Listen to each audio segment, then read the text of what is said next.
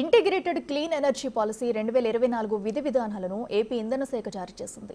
5 ఏళ్ల పాటు clean energy policy అమల్లో ఉంటుందని స్పష్టం చేస్తూ ఇంధన శాఖ ప్రత్యేక ప్రధాన కార్యదర్శి విజయానంద్ నోటిఫికేషన్ విడుదల చేశారు. సౌర, పవన, హైబ్రిడ్, మినీ హైడ్రో ప్రాజెక్టులు, పంప్డ్ స్టోరేజీ ప్లాంట్లు, battery energy storage, green hydrogen ప్రాజెక్టులు, బయో ఇంధనాలు, ఈవీ ఛార్జింగ్ స్టేషన్లు లాంటి ప్రాజెక్టులకు విస్తృతమైన అవకాశాలు ఉన్నట్లు వెల్లడించింది. 2024 ఆగస్టు 31 నాటికి ఏపీలో సంప్రదాయేతర ఇంధన వనరుల ఉత్పత్తి 9.5 గిగావాట్లుగా ఉందని స్పష్టం చేశారు.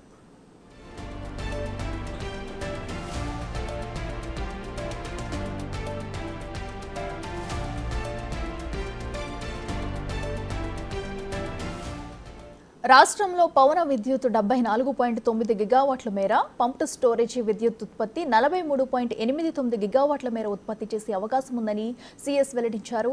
మొత్తం 39 ప్రదేశాల్లో వీటి ఉత్పత్తికి అవకాశాలు ఉన్నాయని స్పష్టం చేశారు.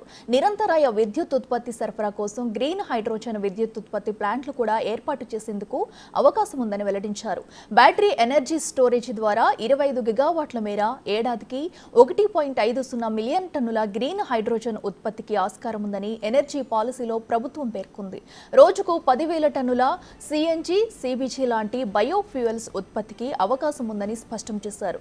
5,000 మెగావాట్ల బ్యాటరీ ఉత్పత్తి, 3,000 మెగావాట్ల ఎలక్ట్రోలైజర్స్ ఉత్పత్తికి ఆస్కారం ఉందని వెల్లడించారు.